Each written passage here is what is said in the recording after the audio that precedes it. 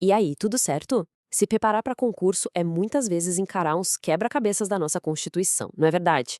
Pois hoje a gente vai desvendar um dos tópicos que mais assustam a galera: as competências dos estados.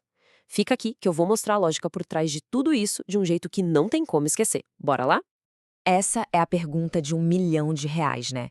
Quem é que nunca se sentiu totalmente perdido tentando decorar o que a União, os estados e os municípios podem ou não fazer? Parece uma lista que não acaba mais. Mas olha, a boa notícia é que existe um método, uma lógica por trás disso. E é exatamente isso que a gente vai ver agora. Pois é, não tem como fugir. Direito constitucional está em quase todo o edital. E esse tema da divisão de competências, ele sempre aparece. Só que o segredo não é decorar, é entender a estrutura. Quando a gente entende a lógica, os pontos na prova vêm naturalmente. Vamos juntos transformar esse labirinto num caminho bem mais simples rumo à aprovação. Para a gente conseguir organizar todas essas ideias, existe uma espécie de chave mestra. É um único princípio que, na hora que a gente entende, todo o sistema de repartição de competências começa a fazer sentido. Vamos conhecer essa peça fundamental? E tá aqui a nossa chave: o princípio da preponderância de interesse. A ideia por trás dele é, na verdade, bem simples e até genial. Em vez de ser uma distribuição aleatória de tarefas, a Constituição foi esperta.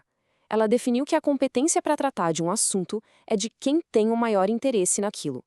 É uma lógica bem intuitiva se a gente parar para pensar. E aqui fica super claro como esse princípio funciona na prática. Pensa assim, se o assunto afeta o país inteiro, tipo defesa nacional ou relações exteriores, é claro que o interesse é nacional, então competência da União. Se afeta principalmente uma região, como a criação de uma região metropolitana, o interesse é regional e a competência é dos estados. E por fim, se o impacto é bem local, como a organização do transporte dentro da cidade, aí é do município. Viu como faz sentido? Ok, antes da gente mergulhar de cabeça nas competências dos estados, é super importante entender essa diferença aqui. Uma coisa é a competência administrativa, que é sobre botar a mão na massa, sabe? Executar políticas, prestar um serviço. Outra coisa, bem diferente, é a competência legislativa, que é sobre criar as regras do jogo, ou seja, fazer as leis. Guardar essa distinção é fundamental. Certo, agora sim. Vamos para o primeiro grande tipo de competência dos estados. A competência concorrente pode até parecer um bicho de sete cabeças, mas o segredo é pensar nela como um jogo. Se a gente entende as regras, fica muito mais fácil de jogar e, claro, de ganhar os pontos na prova. Eu adoro essa analogia do condomínio legislativo. É perfeita! Imagina que a União e os estados moram no mesmo prédio.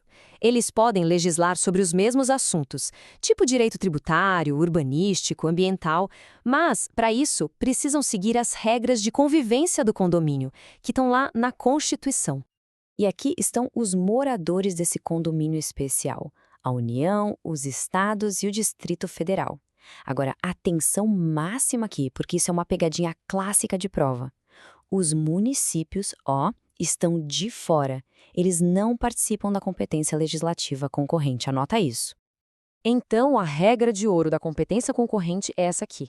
A União define o esqueleto, as linhas gerais, a moldura do quadro. Ela cria as normas gerais. Aí, os estados e o Distrito Federal vêm e preenchem os detalhes. Eles pintam o quadro, criando normas específicas que se adaptam às suas realidades. Tá, legal. Mas e se a União não fizer a parte dela? Se ela ficar em silêncio e não criar essa tal norma geral? Como ficam os estados? De mãos atadas, esperando? A resposta é não. A Constituição já previu esse cenário e trouxe uma solução bem clara. Exatamente. Se a União não age, os estados não ficam parados, não. Eles assumem o controle total da situação e exercem o que a gente chama de competência plena. Ou seja, eles podem criar tanto a norma geral, que estava faltando, quanto a norma específica para a sua região. E aqui está o detalhe que vale ouro na hora da prova. Se lá na frente a União resolve acordar e legislar sobre o tema, a norma geral federal vai prevalecer. E a lei estadual, naquilo que for contrário à federal, não é revogada, não é anulada. Ela tem a sua eficácia suspensa. Essa palavrinha, suspensa, faz toda a diferença e é o que as bancas adoram cobrar. Beleza, agora vamos para o segundo tipo de competência estadual. E essa aqui é ainda mais fácil de entender, porque o próprio nome já dá a dica. É a competência residual, ou, como alguns chamam, remanescente. A definição está lá, direto na Constituição, e funciona por exclusão. Pensa num bolo de competências. A Constituição primeiro dá uma fatia para a União, depois dá outra fatia para os municípios. E este slide simplifica a regra perfeitamente. Basicamente, tudo que sobra desse bolo, tudo aquilo que não foi expressamente entregue para a União ou para os municípios, e que também não foi proibido aos estados, pertence a eles. É por isso que não existe uma lista gigante de competências estaduais na Constituição. A regra é a do que sobra. Ok, a teoria a gente entendeu. Mas como é que a gente leva esse conhecimento de forma segura para a hora da prova? Porque não adianta só entender, a gente precisa lembrar. E para isso, ter estratégia é tudo. E essa frase aqui resume tudo. Estudar de forma inteligente não é ler a Constituição de capa a capa, mas sim focar naquilo que realmente cai. E para fixar esse conteúdo essencial, existem técnicas que ajudam demais. E aqui vai um bizu, uma ferramenta poderosa. Um mnemônico para ajudar a lembrar de alguns temas da competência concorrente lá do artigo 24. É só lembrar da sigla TUPFEF: tributário, urbanístico, penitenciário, econômico e financeiro. Uma sigla simples que pode salvar pontos preciosos na prova. Outra técnica que eu acho fantástica é o mapa mental. Em vez de ficar só no texto corrido, a gente cria um diagrama visual com cores, setas, palavras-chave. Isso força o nosso cérebro a conectar os conceitos de um jeito mais lógico e, de quebra, a revisão fica muito mais rápida. Esse quadro resume bem o poder dessas duas ferramentas. Os mapas mentais são ótimos para entender a estrutura geral, as conexões entre as ideias.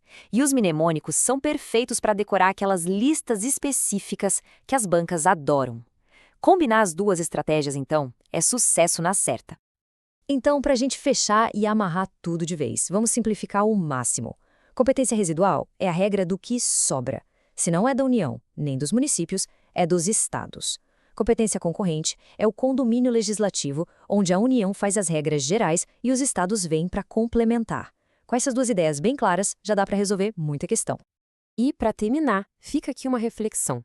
Como é que a gente pode aplicar essas mesmas técnicas de estudo em outros temas que também são bem complexos, como o controle de constitucionalidade ou a organização dos poderes?